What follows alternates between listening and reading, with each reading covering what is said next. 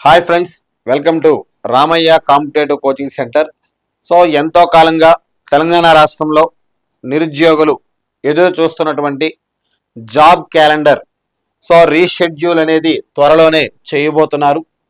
Already ప్రభుత్వం వచ్చిన తర్వాత ఏడాదిలోగానే 2 లక్షల ఉద్యోగాలు భర్తీ చేస్తామని చెప్పినప్పటికీ కూడా ముందుగా డిఎస్సి రిక్రూట్మెంట్ అనేది కంప్లీట్ చేయడం జరిగింది.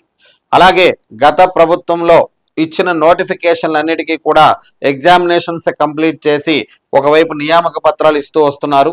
మరోవైపు ఎగ్జామినేషన్స్ కొన్ని కండక్ట్ చేసి రిజల్ట్లు కూడా ప్రకటించడం జరిగింది. అయితే ఈ క్రమంలో ఈ ప్రభుత్వం రాగానే మనకి జాబ్ క్యాలెండర్ అనేది ప్రకటించడం జరిగింది. ఈ జాబ్ క్యాలెండర్ ప్రకారం గత ఏడాది అక్టోబర్ నుంచి మనకు నోటిఫికేషన్స్ అనేవి రావాల్సి ఉంది. మధ్యలో మరి సుప్రీంకోర్టు ఎస్సీ వర్గీకరణ మీద తీర్పు ఇవ్వడంతో ప్రభుత్వం దానికి అనుగుణంగా అడుగులు వేసి భారతదేశంలోనే ఎస్సీ వర్గీకరణ పూర్తి చేసినటువంటి మొదటి రాష్ట్రంగా తెలంగాణ రాష్ట్రం నిలిచింది. మరి ఎస్సీ వర్గీకరణ అమలు జరిగిన తర్వాత ఆ జీవోలు అనేవి ఏప్రిల్ 14వ తేదీన ఎస్సీ వర్గీకరణకు సంబంధించిన జీవోలు అనేవి విడుదల కావడం జరిగింది.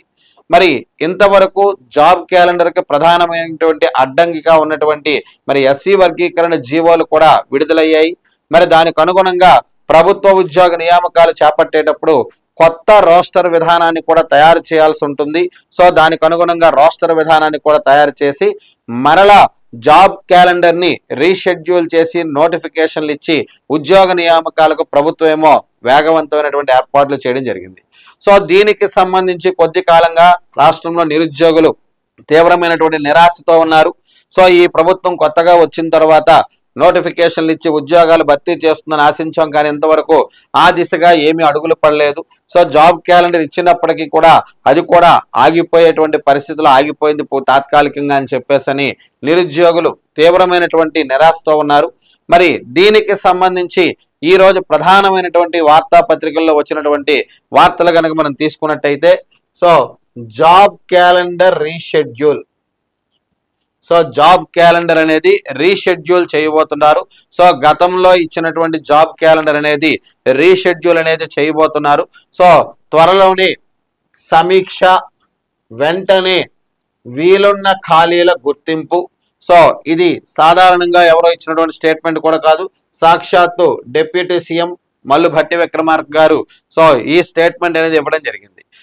జాబ్ క్యాలెండర్ ఈ వార్త కనుక ఒకసారి మనం తీసుకున్నట్టయితే జాబ్ క్యాలెండర్ రీషెడ్యూల్ పై అతి త్వరలో అధికారులతో సమీక్షా సమావేశం నిర్వహించనున్నట్లు deputy CM Bhatti Vikramarka, TJS అధినేత ఎమ్మెల్సీ కోదండరాం, అలాగే గ్రంథాలయ సంస్థ చైర్మన్ డాక్టర్ రియాజ్, అలాగే టీపీసీసీ ప్రధాన కార్యదర్శి చెనగాని దయాకర్కు తెలిపారు. వీళ్ళ ముగ్గురు కూడా డిప్యూటీ సీఎం గారితో దీని మీద సమీక్షించడం జరిగింది, సమావేశం కావడం జరిగింది. దీనిపై త్వరలోనే ఈ యొక్క సమీక్ష అనేది నిర్వహించి అతి త్వరలో నిర్వహించి ఒక స్పష్టమైనటువంటి రీషెడ్యూల్ క్యాలెండర్ అనేది ప్రకటించేటటువంటి అవకాశాలు ఉన్నాయి. వెంటనే భర్తీ చేయడానికి వీరున్న పోస్టులను ఈ సమావేశంలో గుర్తించనున్నట్లుగా భట్టి విక్రమార్క గారు పేర్కొనడం జరిగింది. మంగళవారం కోదండరాం, రియాజ్, దయాకర్ ప్రజాభవన్లో సీఎం రేవంత్ రెడ్డి అదేవిధంగా భట్టి విక్రమార్కలు కలవడం జరిగింది. జాబ్ క్యాలెండర్ ను రీషెడ్యూల్ చేసి ఉద్యోగాల భర్తీకి త్వరితగతిన నోటిఫికేషన్లు అనేవి జారీ చేయాలని వీరు ముఖ్యమంత్రి గారిని అదేవిధంగా ఉప ముఖ్యమంత్రి గారిని కోరడం జరిగింది. విద్యా వ్యవస్థలో తీసుకురావాల్సిన సంస్కరణలను కూడా వారి దృష్టికి తెచ్చారు. ఈ అంశాలపై సీఎం రేవంత్ సానుకూలంగా స్పందించారు. ఎస్సీ వర్గీకరణ, విద్యా ఉద్యోగాల్లో బీసీలకు 42% రిజర్వేషన్లు కల్పిస్తూ బిల్లులను అసెంబ్లీలో ఆమోదించే క్రమంలో నోటిఫికేషన్లు కాస్త ఆలస్యమయ్యాయని, అవి పూర్తయినందున నోటిఫికేషన్ల విడుదల ప్రభుత్వం సిద్ధంగానే ఉందని పేర్కొన్నారు. పోస్టుల భర్తీకి అనుమతి ఇవ్వాల్సింది ఆర్థిక శాఖని డిప్యూటీ సీఎం భట్టి విక్రమార్కతో మాట్లాడాలని ముఖ్యమంత్రి వీళ్ళకి సూచించడం జరిగింది. ఈ సందర్భంగా భట్టి వారితో మాట్లాడుతూ వివిధ శాఖల్లో పోస్టుల భర్తీకి అతి త్వరలోనే సమీక్షా సమావేశం నిర్వహించినట్లు చెప్పారు. జాబ్ క్యాలెండర్ పైన కసరత్తు జరుగుతుందని హామీ ఇచ్చారు. కాగా భట్టి సమీక్ష వారం రోజుల్లోపే ఉంటుందని అధికార వర్గాలనేవి పేర్కొనడం జరుగుతుంది. సో పేర్కొనడం జరిగింది. ఇది మనకి ఈ జాబ్ క్యాలెండర్ రీషెడ్యూల్ కి సంబంధించినటువంటి అంశాలు. అయితే ఇక్కడ ప్రధానంగా ఒక విషయం అయితే మనకు స్పష్టమవుతుంది. ఒక వారం రోజులు, సో మాక్సిమం జూలై నెలలో ఈ జాబ్ క్యాలెండర్ అనేది వచ్చే అవకాశం ఉంటుంది. సో జాబ్ క్యాలెండర్ వచ్చేటప్పుడు మనకు ఒక స్పష్టత వస్తుంది. సో ఎప్పుడు ఏ నోటిఫికేషన్ విడుదలవుతుంది, దానికి ఎగ్జామినేషన్స్ ఎప్పుడు పెడతారు, సో అనేది ఒక స్పష్టత అనేది రావడం జరుగుతుంది. అయితే ప్రభుత్వం పరంగా ప్రభుత్వం వారు చేయాల్సినటువంటి కార్యక్రమాలు వాళ్ళు చేస్తున్నారు.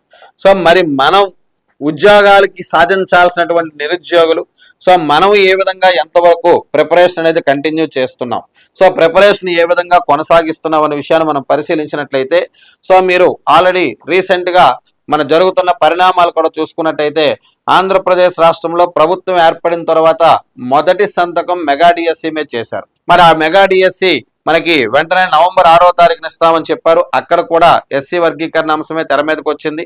మరి వాళ్ళు ఎస్సీ వర్గీకరణ పూర్తి అవగానే నోటిఫికేషన్ ఇస్తామని చెప్పారు. సో అందరూ కూడా అనుకున్నట్టుగా నోటిఫికేషన్ ఇచ్చిన తర్వాత 3 నెలలు 4 నెలలు టైం ఉంటుందని చెప్పేసి అనుకోవడం జరిగింది. కానీ ప్రభుత్వం ఏం చేసింది, ఏప్రిల్ 17వ తారీఖున 18వ తారీఖున ఎస్సీ వర్గీకరణ జీవో రాగానే 20వ తేదీనేమో వెంటనే మనకి ఈ డిఎస్సి నోటిఫికేషన్ విడుదల చేసి కేవలం 45 రోజులు మాత్రమే టైం ఇచ్చింది. సో మరి ఎన్ని రకాల ధర్నాలు కానీ ఎన్ని రకాల కోర్టుల్లో కేసులు వేసినప్పటికీ కూడా మేము ముందుగానే స్పష్టంగా చెప్పాము, నవంబర్లో సిలబస్ విడుదల చేశాము, సో మరి ఇంకా టైం ఇచ్చేటువంటి పరిస్థితి లేదని చెప్పి చాలా స్పష్టంగా అనుకున్న షెడ్యూల్ ప్రకారమే ఎగ్జామ్స్ అనేవి కంప్లీట్ చేయడం జరిగింది. సో ఈ రోజుతో ఏపీడిఎస్సి ఎగ్జామ్స్ కూడా కంప్లీట్ అయిపోతున్నాయి. సో కాబట్టి మరి ఇక్కడ మన రాష్ట్రంలో కూడా నోటిఫికేషన్ వచ్చిన తర్వాత మనం టైం చేసుకొని ప్రిపేర్ అవుతాము, అప్పుడు స్టార్ట్ చేస్తామని చెప్పేసి అంటే మనకి ఎట్టి పరిస్థితుల్లో కూడా సమయం అనేది సరిపోదు. సో కాబట్టి ప్రభుత్వ ఉద్యోగం సాధించడానికి కావలసిన ప్రిపేర్ అవుతున్న విద్యార్థులందరూ కూడా కనీసం దీనికోసం మనం 6 months నుంచి 1 year టైం కేటాయించాలి. సో మినిమం 6 months నుంచి 1 year టైం అయితే ఖచ్చితంగా ఈ ప్రిపరేషన్ కోసం మనం కేటాయించాల్సి ఉంటుంది. సో ఎందుకంటే ఏ నోటిఫికేషన్ అయినా ఏ ఎగ్జామినేషన్ సిలబస్ అయినా మీరు ప్రిపరేషన్కి మీరు నోట్స్లు తయారు చేసుకొని మీరు కోచింగ్లు కానీ ఐదర్ ఆఫ్లైన్ ఆర్ ఆన్లైన్ ఏదైనా సరే ఒక సిస్టమేటిక్ వేలో మీరు ప్రిపేర్ అవ్వడానికి ఎగ్జామినేషన్కి సంబంధించిన మెటీరియల్ మొత్తం తయారు చేసుకోవడానికైనా సరే మీకు కనీసం ఏ నోటిఫికేషన్కైనా మినిమం 4 months పడుతుంది. మరి ఆ 4 months తర్వాత మనం ప్రిపరేషన్ కంప్లీట్ చేయడం, అలాగే రివిజన్ చేయడం, ఇతరత్ర అంశాలు ఎగ్జామినేషన్లో పెర్ఫెక్షన్ కావడం, ఇవన్నీ కూడా మనం ప్రధానంగా దృష్టిలో ఉంచుకోవాల్సినటువంటి అంశాలు. సో కాబట్టి ఖచ్చితంగా ప్రతి ఒక్కరూ కూడా సో 2025 జూలై నుంచి సో 2026 మే వరకు మీరు మినిమం టార్గెట్ పెట్టుకున్నట్టయితే సో ఈలోగా అనేకమైనటువంటి ఉద్యోగ నోటిఫికేషన్స్ అనేవి విడుదలయ్యేటువంటి అవకాశం ఉంది. సో కాబట్టి జాబ్ క్యాలెండర్ ప్రకారము సో ప్రభుత్వం ఒక వారం రోజులు 10 రోజులు 15 రోజులు నెల రోజుల్లోనైనా సరే ఖచ్చితంగా వాళ్ళు ఇచ్చిన హామీ ప్రకారం వాళ్ళైతే ఈ క్యాలెండర్ అనేది విడుదల చేయడం జరుగుతుంది. మరి ఆ క్యాలెండర్ మీకు డౌట్ రావచ్చు, సార్ ప్రభుత్వం క్యాలెండర్ ప్రకారం నోటిఫికేషన్లు ఇస్తుందా, ఏడాదికి 2 సార్లు టెట్ ఇస్తామన్నారు. సో మరి నవంబర్లో ఖచ్చితంగా 4వ తారీఖున ఎటువంటి స్టేట్మెంట్ లేకుండా ఆ రోజు టెట్ నోటిఫికేషన్ వచ్చింది. మరి మొన్న ఏప్రిల్ 9వ తారీఖున కూడా డైరెక్ట్గా నోటిఫికేషన్ విడుదల చేశారు. సో కాబట్టి వాళ్ళు అనుకున్న టైం ప్రకారం జీవో ఇచ్చిన దాని ప్రకారం వాళ్ళు కొనసాగిస్తున్నారు. మరి ఈ జాబ్ క్యాలెండర్ ఆల్రెడీ ఒకసారి వచ్చింది, మరలా ఎక్కడెందుకు ఆగింది అని చెప్పేసి అంటే ఎస్సీ వర్గీకరణ అంశం అనేది తెర మీదకి రావడంతోనే ఆగింది తప్ప లేకపోతే ఇతరత్ర కారణాల వల్ల కాదు. ఇక్కడ ప్రధానంగా మనం గనక తీసుకున్నట్టయితే ఇప్పుడు మనకి ఇందులో ఖచ్చితంగా ఒక నెల రోజుల్లో క్యాలెండర్ ఇచ్చిన ఆ తర్వాత నోటిఫికేషన్స్ ఎగ్జామినేషన్స్ మనకి కండక్ట్ చేయడానికి అన్నిటికి కూడా మినిమము ఈ 6 months టైం పడుతుంది. మరి ఈ 6 months లో మనం ముందుగా రెడీగా ఉండాలి కదా. సో కాబట్టి మనం ఎంతవరకు రెడీగా ఉన్నామనే విషయాన్ని కూడా మనం సిద్ధంగా చూసుకోవాలి. సో మరి ఇందులో ప్రధానంగా ముందుగా రావడానికి సిద్ధంగా ఉన్న నోటిఫికేషన్ లేదు. సో రావడానికి సిద్ధంగా ఉన్న నోటిఫికేషన్ లో ఫస్ట్ వన్ మనం తీసుకున్నట్టయితే జిపిఓ నోటిఫికేషన్ అనేది చాలా ముందుగా రావడానికి సిద్ధంగా ఉంది. సో జిపిఓ గ్రామ పరిపాలన ఆఫీసర్ అనే నోటిఫికేషన్ అనేది రెడీగా ప్రభుత్వం విడుదల చేయడానికి సిద్ధంగా ఉంది. సో దీంతో పాటుగా టీచర్ రిక్రూట్మెంట్ కూడా